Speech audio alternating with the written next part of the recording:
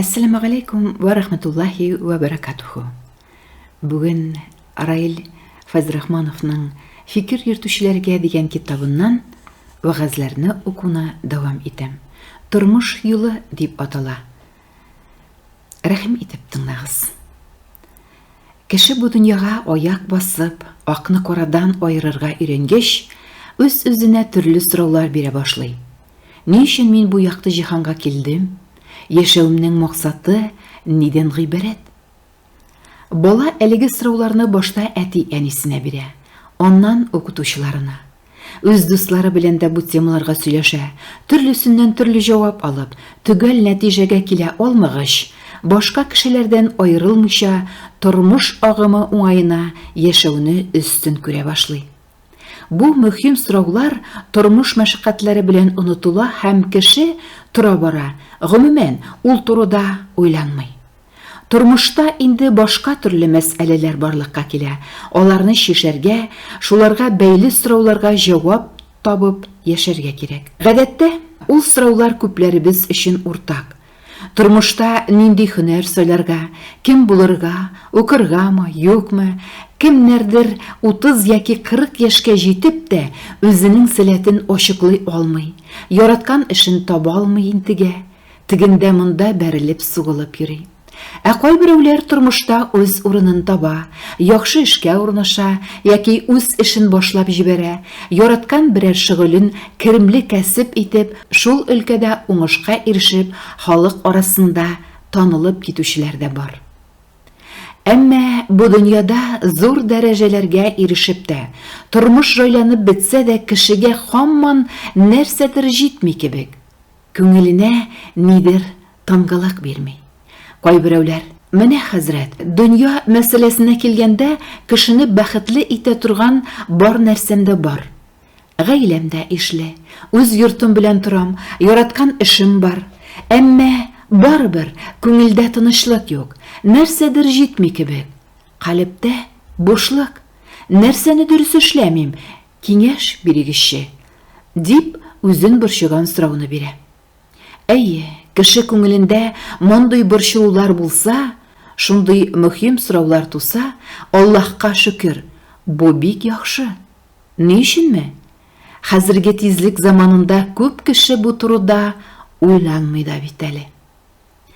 Әдәм баласы нинди генә яхшы машинада йөрсә дә, нинди генә зур йортларда торса да, тормышы ничек кенә рәхәт булса да, әгәр яшәүнең төп максатына төшенмәсә, күңеленә һич тә тынычлык таба алмаячак.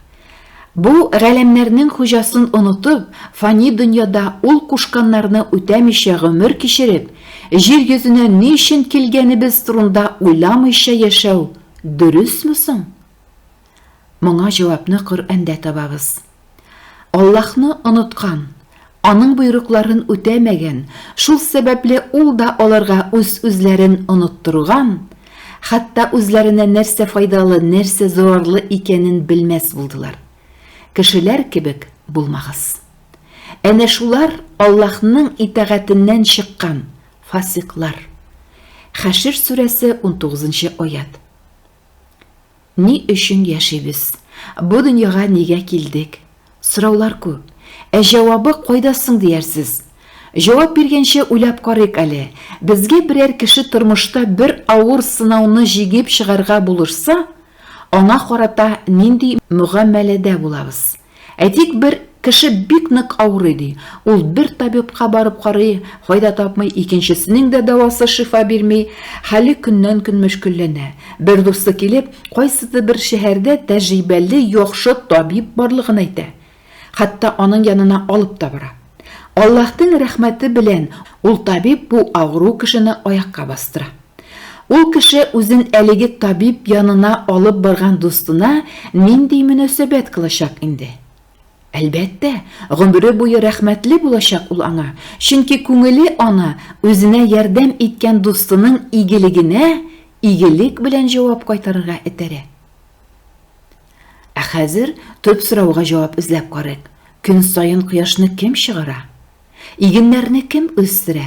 Чишмәләрдән эчәр суны кем агыза? шуларны күрә торган күзләрне, җирдә басып йөри торган аякларны безгә кем биргән? Аллаһ диярбез бер тавыштан. Әйе, шулай. Ә без Аллаһка даими рәхмәтлеме соң? Аллаһ биргән сәламәтлек какшап китеп, алдагы мисалдагыча берәрсе ярдәм кулы сузса, ул кешенең яхшылыгына каршы ничекләр генә итеп яхшылык эшләргә дә белмибез. Ә сәламәтлек һәм башка нигъмәтләре өчен Аллаһка рәхмәтле булырга, үзе кушканнарын үтәп яшәргә, үзенә генә гыйбадәт кылырга омтылабызмы соң? Бу сорауга җавап буларак яшәүебезнең төп максатын Раббыбыз Аллаһ Коръәндә Зарiyat сүрәсенең 56-нчы аятында бәян кылды. Мин кешеләрне һәм җиннәрне бары тик миңа гына гыйбадәт кылсыннар өчен барлыкка китердем. Гыйбадәт кылуыбыз исә Раббыбызга рәхмәтебезне белдерүне күрсәтә. Шөкер итүебез исә аның әмерләрен үтәп, ул тыйган гөнаһлардан ерак булудан башлана. Раббыбызга буйсынып, аңа гына гыйбадәт кылып яшәгәндә, ул күңелебезгә тынычлык салыр, булган малыбызга канәгать булып һәм рәхәтен күреп, бәрәкәт белән бәхетле тормышта яшәүләрне насыйп итәр. Ни өчен яшәүебезне аңларга, кая барачагыбызны уйлап, ике дөньяны тигез күреп яшәргә Аллаһ Тәгалә ныклы иман бирсә иде. Без сезне күңел ачар өчен генә яралттык, һәм сез безгә кайтарылмаячаксыз дип уйладыгыз мәллә? Мөэминнәр сүрәсе 115-нче аят. Хөрмәтле дин кардәшләр, сез ничектер менә мин бу китапны укыганда күп сорауларга җавап табам. Бик рәхмәтлемен мин Раил хәзрәт Файзрахмановка бу китаплары өчен, бу аңлату эшләрен алып баруы өчен. Аллаһы Тәгаләгә рәхмәтлемен. Мондый зур, акыллы, итагатьле, иманлы кеше белән тормыш юлымда очрашканым өчен. Ассаламу алейкум ва рахматуллахи ва баракатуху.